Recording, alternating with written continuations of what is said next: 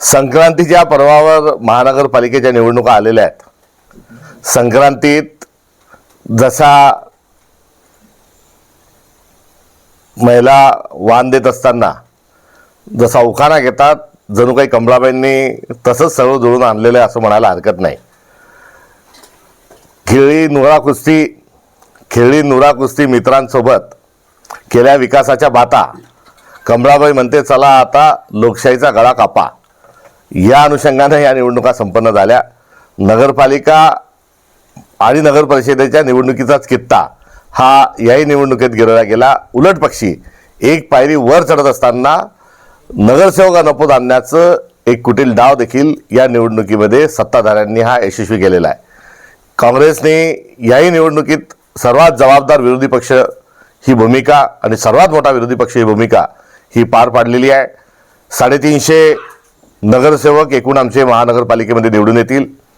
5 ठिकाणी आम्ही सत्तेत बसू तर 10 ठिकाणी आमची सत्तेत भागीदारी ही राहील। आमच्याशिवाय सरकार होऊ शकणार नाही अशी एकंदर महाराष्ट्रातली परिस्थिती आहे।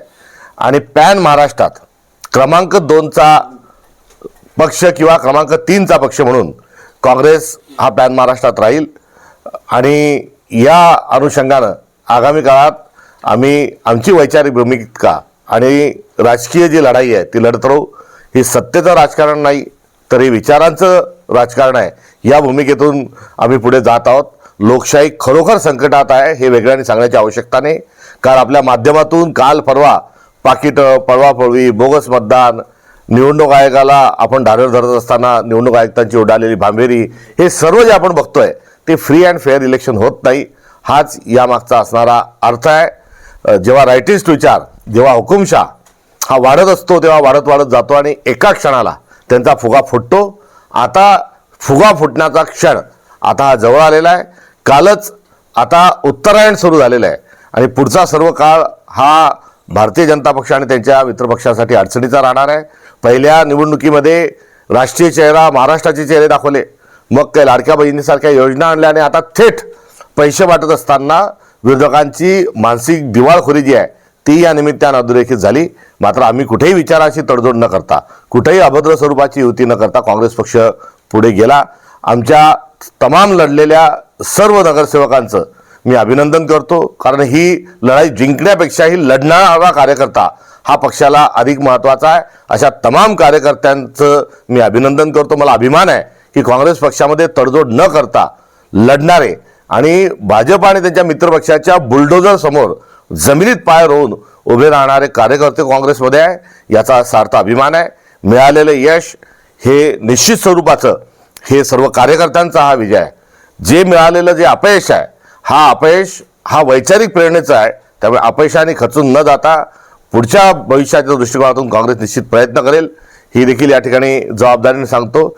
आणि मकर संक्रांतीच्या आणि सत्तेच्या कमलाबाईंना शुभेच्छा देत असताना पुन्हा एक वार त्यांच्या विजयाचं वर्णन करायचं तर असं म्हटलं पाहिजे की करून घेतलं बोगस मतदान, वाटल्या नोटा, निवडणूक आयोगाच्या मदतीने कमलाबाई बांधते आता सत्तेचा फेटा। आम्ही यश अपयशाची पर्वा न करता आम्ही ही वैचारिक लढाई या संदर्भामध्ये पुढे गेलो। या निवडणुकीमध्ये आम्ही स्वबळावर जिथे शक्य आहे तिथे स्वबळावर, जिथे आघाडी शक्य असेल तिथे आघाडी ही भूमिका घेऊन गेलो। आमचा वैचारिक संघर्षाचा आणि संघटना विस्ताराचा जो अजेंडा होता याही निवडणुकीत आम्ही तो पूर्ण केला आहे। निश्चित पुसल्या गेलेली शाही आणि उडालेली लोकशाही या 2 मुद्दे या महानगरपालिका निवडणुकीच्या अनुषंगानं प्राकर्षण जाणवले आणि या 2 मुद्द्यांच्या अनुषंगानं गांभीर्यानं विचार तमाम नागरिकांनी केला पाहिजे। संविधानिक पद्धतीनं या देशाचा कारभार चालला पाहिजे। मात्र भारतीय जनता पार्टी ही पुसलेली शाही आणि पुसलेली लोकशाही ही पुढे रेटत असताना अराजकतेच्या खाईत देशाला घेऊन चालली आहे असं म्हटल्यास चुकीचं ठरणार नाही। मुंबईत ठाकरे बंधू सोबत युती केली असती तर चित्र वेगळं असतं का? अजिबात स्वरूपाचं आकलन अद्यापपर्यंत आमचं नाही। मात्र ते आमचे मित्रपक्ष होते, उभाटा आणि मित्रपक्ष आहेत। स्वतंत्र लढण्याची भूमिका जी घेतली होती एका रणनीतीचा भाग होता, त्यामुळे असं कुठेही म्हणणं हे घाईच गडबडीचं होईल। महायुती निवडणूक लढल्यानंतर एकमेकावर चिखलफेक केली महायुतीच्या पक्षांनी, आता सोबत राहणार नुरा कुस्ती होती, त्यांची हिंमत होती तर त्यांनी सत्तेतून बाहेर पडावं। त्यामुळे आता नुरा कुस्ती खेळून झालेली आहे, लुटुपुटीची लढाई झालेली आहे. आता सत्तेचा मेवा खाण्याकरता सर्वजण पुन्हा तुटून पडतील, हे चित्र आपल्याला लवकरच बघायला मिळेल. राज्यामध्ये किती महानगरपालिका आपल्या ताब्यात आहेत आणि किती नगरसेवक निवडून आल्या? 350 नगरसेवक काँग्रेसचे निवडून येतीलच, तशा प्रकारचे कौल प्राप्त आहेत.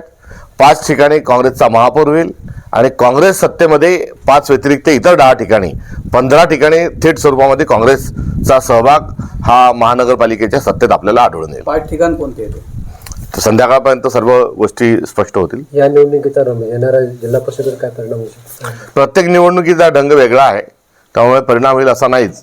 मात्र 12 ज्या नगरपालिका आहे त्या 12 नगरपालिकेमध्ये भारतीय जनता पार्टीने जी बोगस मतदार, निवडणूक आयोगाला हाताशी धरणं, विड्रॉ उमेदवार करून घेणं, ही जी एक प्रॅक्टिस रचलेली आहे आणि याचा स्वरूपामध्ये हा उधळलेला जो घोडा आहे, जो उधळलेला आहे, याचा अर्थ ज्याला नैतिकतेचा लगाम, ज्याला काहीतरी एक चाकोरी असली पाहिजे, ह्यात मध्ये न बसता आता सैराट सत्ताधारी जे निघालेले आहेत त्याचाच कित्ता ते पुढे गिरवतील.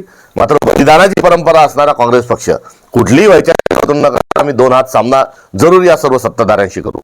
निवडणूक आयोगाने असे जाहीर केले की जिल्हा परिषद निवडणुकीमध्ये बोटावर लावण्यात येणार आहे.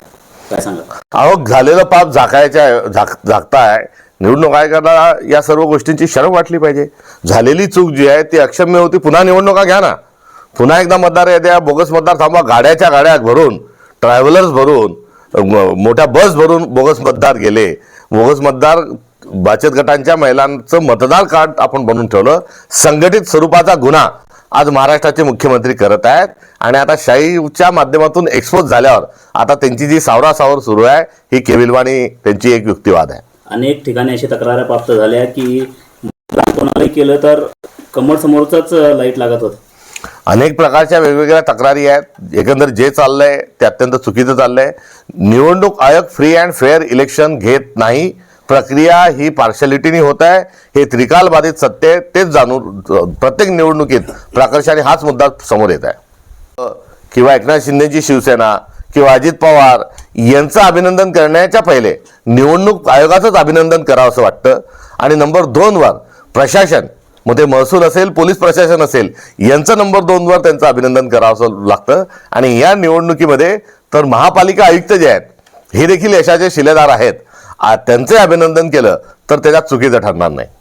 प्रकल्पासंदर्भात तोंड उघडलेलं त्यांनी गोप्यस्फोट केलं होतं 2 दिवसापूर्वी की 100 कोटीचा त्यांनी विषय घेतला होता पक्ष फंडासाठी. भाजप आधी असं मत होतं की त्यांच्या जवळ या सिंचनासंदर्भात अजितदादाच्या विरोधात बैलगाडी भरून पुरावे आहेत.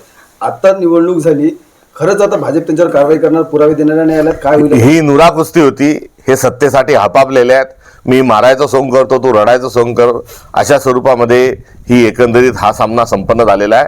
मात्र मुळात 50 खोके एकदम ओके ही बात जेव्हापासून महाराष्ट्रामध्ये घुमायला लागली, 70,000 कोटीचा भ्रष्टाचार आणि घोटाळा केलेल्या माणसाला सत्तेत सहभागी जेव्हापासून करून घेतलं गेलं, तेव्हापासून नागरिकही हे मतदानाचे पैसे स्वीकारायला लागले आहेत का, असा एक मोठा प्रश्न आपल्या सगळ्यांच्या समोर उभा राहिला आहे. भ्रष्ट राजकीय पक्ष, भ्रष्ट लोक आणि भ्रष्टाचाराची पाठराखण करणारं जे सरकार आहे हे आता नागरिकांना भ्रष्ट करायला पाहत आहे की काय, असा एक फार मोठा अस्तित्वाचा प्रश्न हा या निमित्ताने उपस्थित झाला आहे. बैलगाडीवर पुरावे खरंच द्यावे, कारण देवेंद्र फडणवीसांचंच ते वक्तव्य होतं. मात्र देवेंद्र फडणवीस गजनी आहे, त्यांचे बैलगाडीवर पुरावे, अजितदादा नक्की पिसिंग याच्यासारखे अनेक जे मुद्दे आहेत हे सोयीने विसरणारा हा माणूस आहे, केसाने गळा कापणारा माणूस आहे. आणि आता सत्तेचा जो आलेला अहंकार आहे हा रावणापेक्षाही मोठा आहे.